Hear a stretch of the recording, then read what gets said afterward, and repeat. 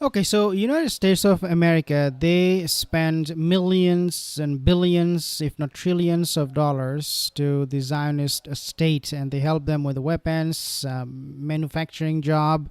They help them economically, financially. They support them. They prop them up in every situation, every single moment. Where they get this money from, obviously these are coming from the taxpayer's pocket.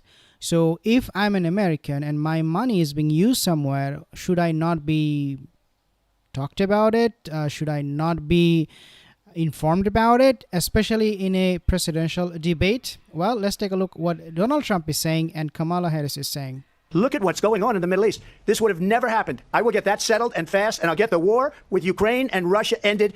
If I'm president-elect, I'll get it done before even becoming president. Vice President Harris, he says you hate Israel. That's absolutely not true. I have my entire career and life supported Israel and the Israeli people. He knows that. He's trying to, again, divide and distract from the reality, which is it is very well known that Donald Trump is weak and wrong on national security and foreign policy. It is well known that he admires dictators, wants to be a dictator on day one, according to himself. It is well known that he said of Putin that he can do whatever the hell he wants and go into Ukraine. It is well known that he said when Russia went into Ukraine, it was brilliant. It is well known he exchanged love letters with Kim Jong-un. And it is absolutely well known that these dictators and autocrats are rooting for you to be president again because they're so clear. They can manipulate you with flattery and favors. And that is why so many military leaders who you have worked with have told me you are a disgrace. That is why we understand that we have to have a president who is not consistently weak and wrong on Vice national President security, Harris. including the importance of upholding and respecting in highest regard our military. Vice President Harris, thank you. They're the ones, and she's the one that caused it. That's weak on national security by allowing every nation last month for the year, 168 different countries sending people into our country. Their crime rates are way down. Putin endorsed her last week, said, I hope she wins. And I think he meant it. Because what he's gotten away with is absolutely incredible. It wouldn't have happened with me. The leaders of other countries think that they're weak and incompetent, and they are. They're grossly incompetent. And I just ask one question. Why does Biden go in and kill the Keystone Pipeline and approve the single biggest deal that Russia's ever made, Nord Stream 2, the biggest pipeline anywhere in the world going to Germany and all over Europe?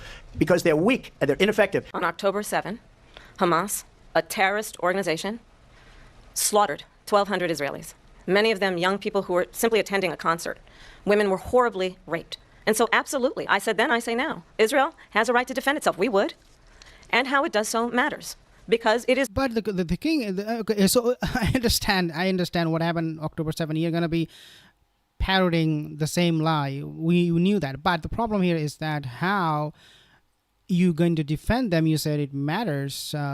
But when you talk about defending Israel, and Israel has the right to defend itself, why don't you explain to your people who are protesting as we speak every single day in the States, asking the U.S. government to pressure Israel to end this genocide? And on top of all of this, most of the universities in the U.S., the students where they're protesting, there is one main slogan behind all of these protests that are taking place in the States, and that is that stop funding Israel.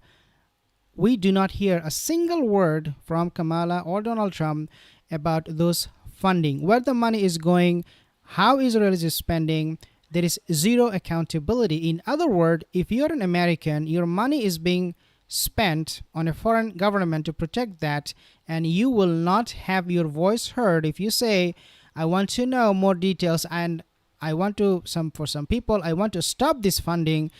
Actually, for a lot of people, you will not be heard. You are going to be completely ignored by both of these presidential candidates, Kamala and Donald Trump. So, in other words, what I'm trying to get you at is that when you have a government, your government, who spend your money without even respecting your opinion, people are protesting, they don't say a word about this, then know that your government is not protecting you.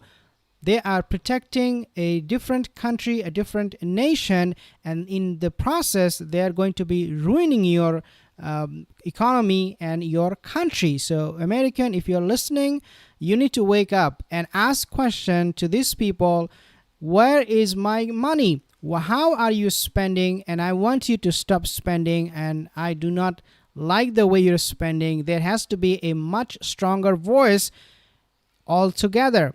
unifying voice. We do not hear that, unfortunately. So people really need to wake up and ask these politicians question that matters. When you spend your money to the government, you give it to them, you are not able to then buy medicine. You're not able to buy food. You're not able to do a lot of things.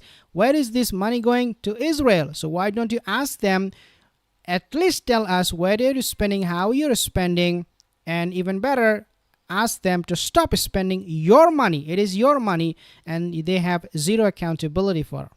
It is also true. Far too many innocent Palestinians have been killed. Children, mothers. What we know is that this war must end. It must end immediately, and the way it will end is we need a ceasefire deal and we need the hostages out. And so we will continue to work around the clock on that. Work around the clock, also understanding that we must chart a course for a two-state solution. And in that solution, there must be security for the Israeli people and Israel, and in equal measure for the Palestinians. But the one thing I will assure you always, I will always give Israel the ability to defend itself, in particular as it relates to Iran, and any threat that Iran and its proxies pose to Israel. But we must have a two-state solution where we can rebuild Gaza, where the Palestinians have security, self-determination, and the dignity they so rightly deserve. President Trump, how would you negotiate with Netanyahu and also Hamas in order to get the hostages out and prevent the killing of more innocent civilians in Gaza? If I were president, it would have never started. If I were president, Russia would have never, ever, I know Putin very well, he would have never, and there was no threat of it either, by the way, for 4 years, have gone into Ukraine and killed millions of people when you add it up, far worse than people understand what's going on over there.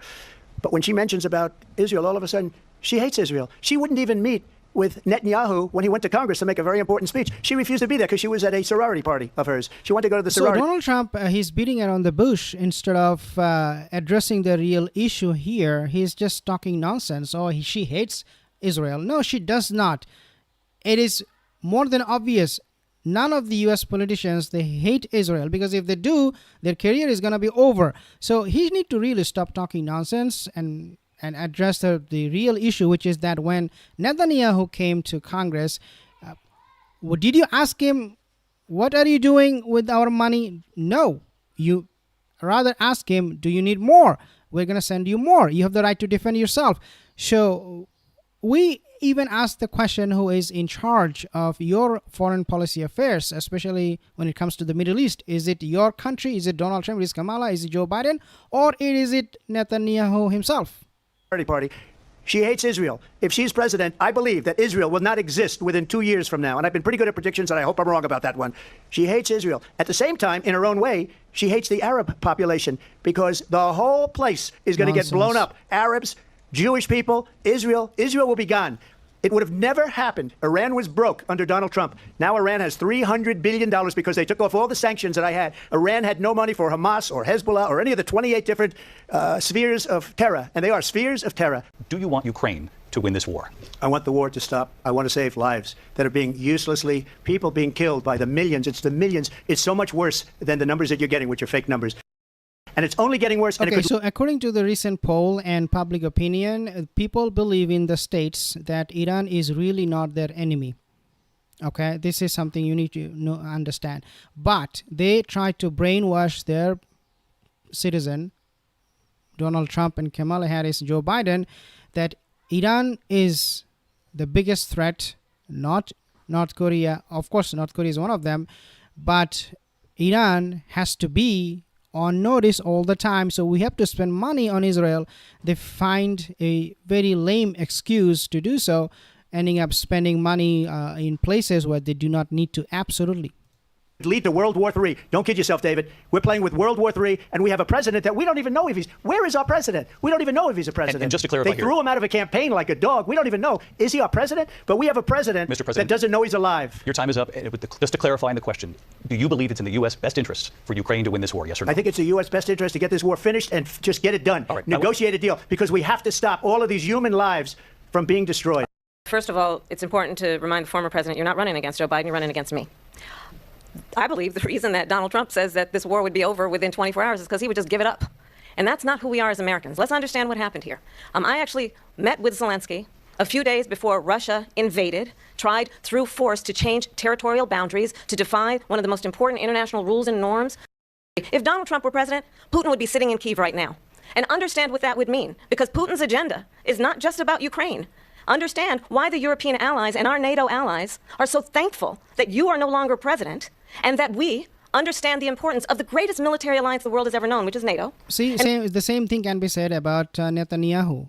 If Donald Trump is the president, the Netanyahu will be in West Bank, and West Bank, all of it will be gone. But of course, U.S. politicians, they don't want to compare Israel with Putin, with Russia. Why? Because they will be exposed with their hypocrisies.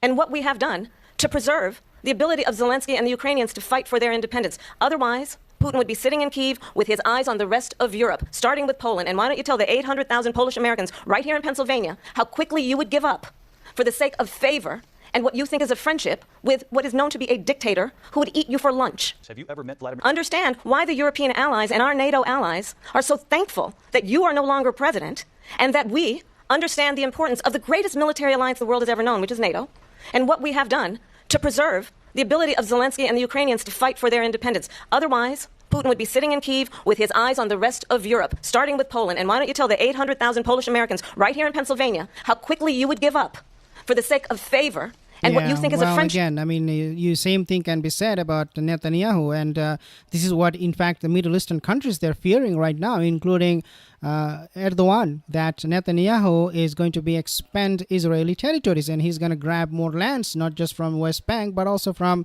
Jordan, from Egypt.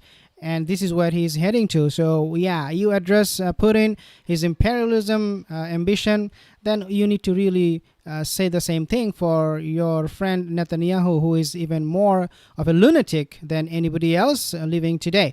But this genocide maniac doesn't get called out by the US politician. So when they really talk about, Putin and the Russia and Ukraine war, at least I think Trump has very consistency in that he always says one thing, which is that if I were the president, these things would not have happened.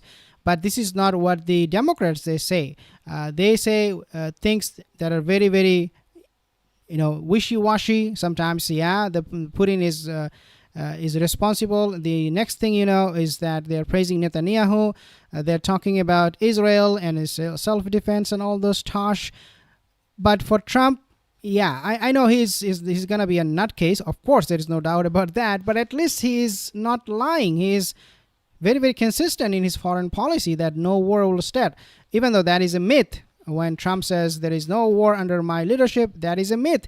There is a war. There is fighting going on 24/7 since America invaded, especially Afghanistan and Iraq. So no, these things don't sit well with me when Kamala talks big about the foreign policy issues. What the Democrat will do, we do not know. But one thing we know for sure, that Donald Trump will definitely try to stop the war, looks like to me. But the way he will stop it is by giving the West Bank and every territory of Palestinian land to Israel. And then he will say, call it a day and don't fight anymore. But anyways, he is at least consistent. That was my point. But at the end of the day, guys, if you're American, like I'm speaking to you, and I'm addressing the American people. If you really care about your country, ask them these questions. Where is your money? Where are the funding going on? And how they spend it, and why they're killing your own people now. American people are getting killed in Gaza, in Israel, in a way that is very, very inhumane. But again, you really need to ask these questions that matter, because otherwise you are just not honest with yourself. Thank you guys for joining this session. I have a comment for you. Ghost, Garvey, LW, Real Turn Truth Talk. Thank you guys. See you in the next